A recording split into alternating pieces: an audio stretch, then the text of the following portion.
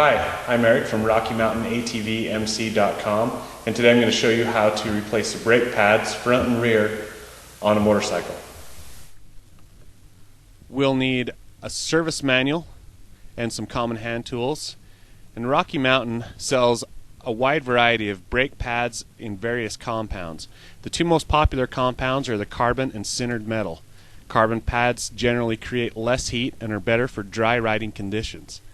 Sintered metal pads offer higher friction and are recommended for mud, sand, and racing. We're going to install the Tusk sintered metal brake pads. To start with, we're going to spread the brake pads to give us a little extra room in there. It also pushes the piston back into the caliper. We're going to remove the brake pin.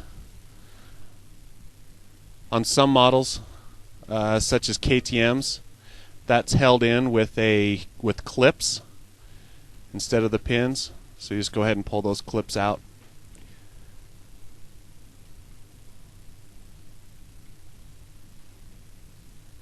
Back to the Honda, we're going to pull the pads out.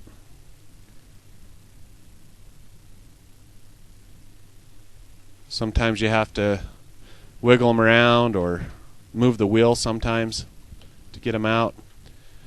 Now we're going to clean off our brake pin. We're going to inspect it for grooves. If there's any grooves, go ahead and replace it. We're going to take our new pads and put them back in the caliper. The one end has a dog ear on it. Need to make sure it gets in the right slot. I like to start the pin on the one side. Then we're going to go to the inner pad, slide that in its front groove.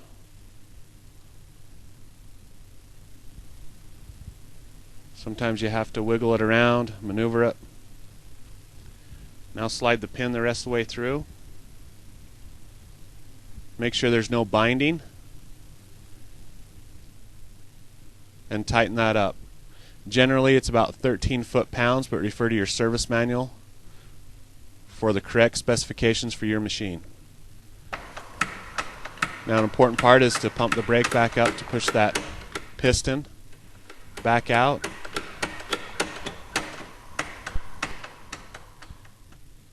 Moving on to the front, we're going to remove the disc guard. And then we need to spread our brake pads again.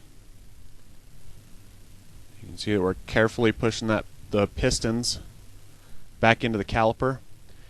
There's a little cover that covers the brake pin. We're going to remove that. And then inside is the actual brake pin. We'll take that out. Remove the pads.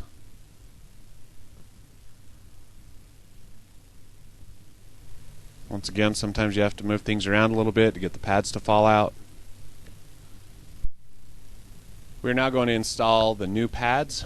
Because it's difficult to see, I have removed the caliper to show how the pads fit into the caliper. It is important to make sure the ear of the pads fit into the caliper properly. We're going to install a Tusk brake pin.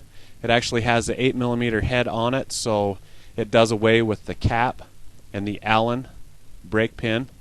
This makes it so it's a little bit faster to remove, plus there's no chance of losing the cap or messing up the threads.